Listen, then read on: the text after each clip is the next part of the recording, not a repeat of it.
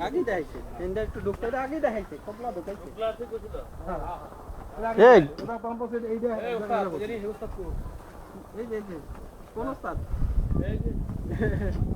কিরে